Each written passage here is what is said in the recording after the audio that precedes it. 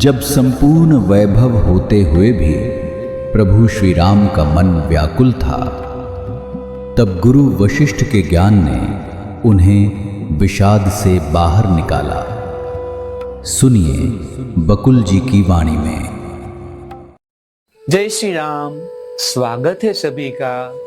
तो कल करकटी और राजा के बीच का संवाद चल रहा था और आत्मा के बारे में बहुत ही गहरी सोच और गहरी बात हो रही थी। देखते हैं आज क्या होता है। श्लोक। दृष्टा दृश्यतया तिष्ठन् दृष्टताम उपजीवति सत्याम कटक संवित्तौ हेम कांचनताम इव। अर्थ है, जब सोने को कंगन में रहने वाली चेतना को अपने सोनेपन की अनुभूति होती है तो कर्ता यानी कि दृष्टा पदार्थ यानी कि दृश्य के रूप में अभिव्यक्त हो जाता है और अपने कर्तापन का भी उसे बोध होने लगता है।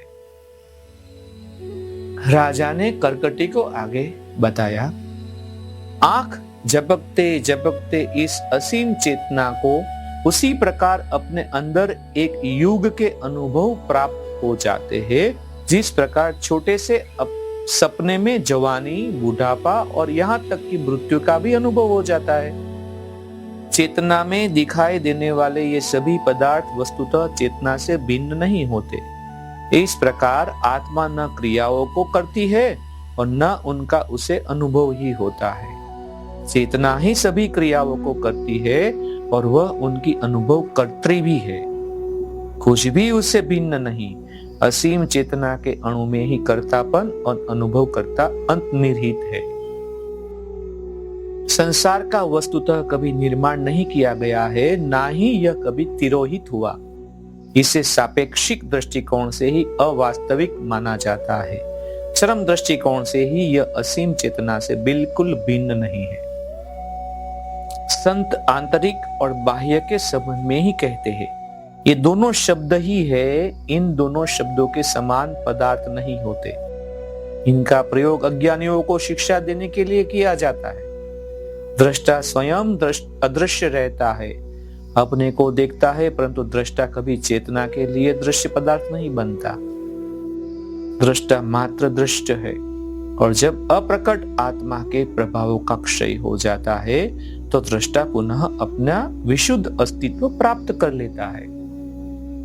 जब बाह्य पदार्थ की कल्पना की जाती है, दृष्टा उत्पन्न हो जाता है। यदि दृष्टा न हो तो कोई विषय भी नहीं होता। बिना पिता के पुत्र कहाँ, कर्ता ही विषय बनता है। कोई विषय यानी कि दृश्य बिना दृष्टा होता ही नहीं। फिर कर्ता कभी तक करता है जब तक विषय है। जब पुत्र है तो उसे जन्म देने वाला पिता होगा ही। जो हो, दृष्टा विशुद्ध चेतना है, वह पदार्थ की कल्पना कर लेता है। उसका उल्टा नहीं होता। पदार्थ कर्ता को कभी उत्पन्न नहीं कर सकता। इस प्रकार मात्र दृष्टा ही वास्तविक है, पदार्थ भ्रम है। सोना ही वास्तविक है, कंगन तो नाम और रूप भर है।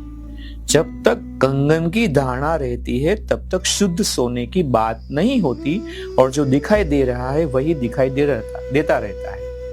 परंतु जब सोने को, कंगन में रहने वाली चेतना को अपने सोनेपन की अनुभूति होती है तो कर्ता यानी कि दृष्टा वो पदार्थ यानी कि दृश्य के रूप में अभिव्यक्त हो जाता है और अपने कर्तापन का भी उसे बोध होने लगता है। एक दूसरे का परावर्तन है, वास्तविक द्वैत है ही नहीं। पदार्थ के कारण ही कर्ता है और पदार्थ कर्ता का परावर्तन है। यदि एक न हो तो द्वैत भी नहीं होता। फिर जब एक ही है तो फिर एकता की बात का प्रश्न ही नहीं उठता। जब उचित रीति से अनुसंधान और समझ के द्वारा सच्चा ज्ञान प्राप्त होता है तब इस ज्ञान की अभिव्यक्ति शब्दों द्वारा संभव नहीं होती।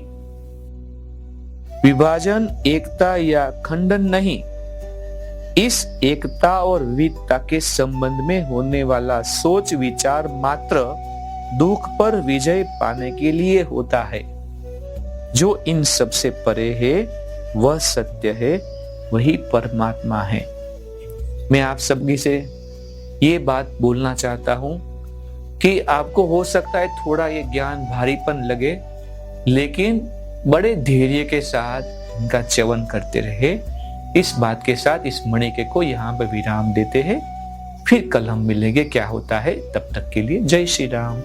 इस ज्ञान यात्रा में हमारे साथ बने रहने के लिए चैनल को सब्सक्राइब करें और बेल आइकॉन दबाएं।